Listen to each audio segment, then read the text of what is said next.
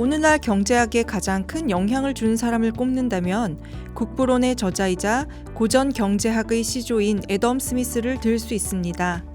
그는 1776년에 낸 국부론에서 부의 원인이 무엇인지 규명하고자 했습니다.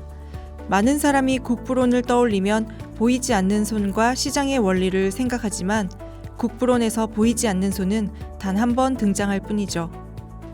18세기 후반 애덤 스미스가 국부론을 집필하고 있을 즈음 제임스 와트에 의해 증기기관이 개량되며 산업혁명의 서막이 열렸습니다. 국부론이 출간된 이후 영국은 말 그대로 혁명적인 변화를 맞는데요. 인간의 노동이 상당 부분 기계로 대체되기 시작한 것입니다. 이후 기계를 돌리는 힘의 원천은 19세기까지는 석탄이었고 20세기 이후에는 석유로 전환됩니다.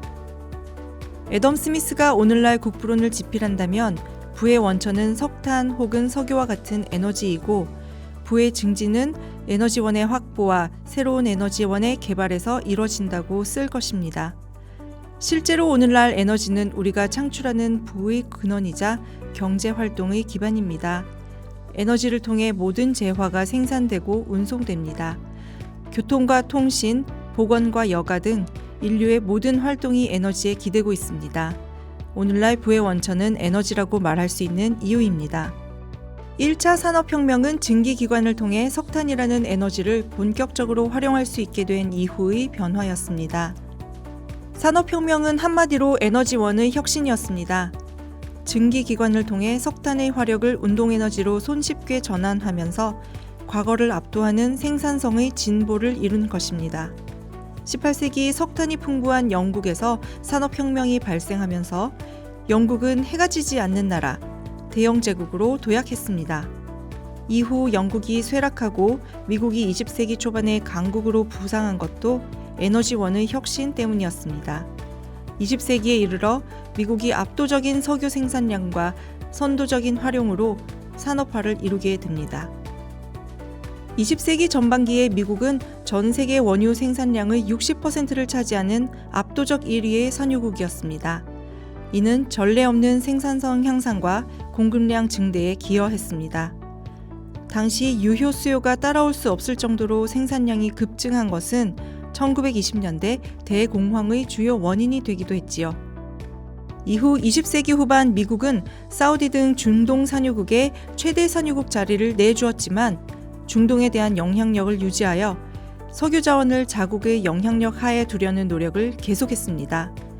그리고 21세기에는 쉘 혁명으로 다시 최대 산유국에 복귀했습니다. 부의 원천에 대한 애덤 스미스적인 고찰은 오늘날에도 중요합니다.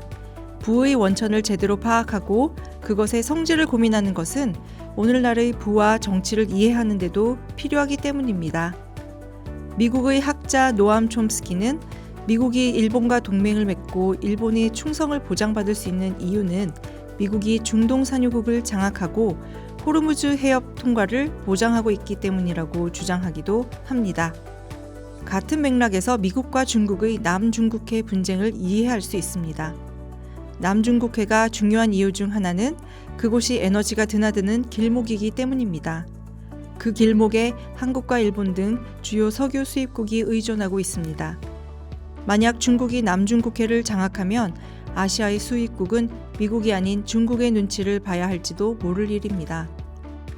우리가 생각하는 것 이상으로 석유라는 자원은 부의 원천으로서 복잡한 국제관계의 중요한 퍼즐 조각처럼 작용하고 있습니다. 그런데 진정한 선진 강국이 되는 것은 외부에 흔들리지 않으면서 독자적으로 필요한 자원을 확보할 수 있고 독자적으로 안보를 지켜낼 수 있을 때 가능합니다. 한국은 부의 원천인 석유와 가스 자원을 거의 전량 해외에 의존하고 있어서 국제정세와 석유 수출국의 영향권에서 벗어날 수 없습니다. 이 상황의 영향을 조금이라도 상쇄한다는 차원에서 독자적인 에너지 자원 개발 역량 확보에 관심을 가져야 합니다. 더구나 한국은 세계 5위의 원유 수입 대국입니다. 에너지 공급의 불확실성이 어느 나라보다도 큰 리스크가 될 수 있다는 점에서 에너지 자원에 대한 체계적인 관심과 계획이 필요합니다.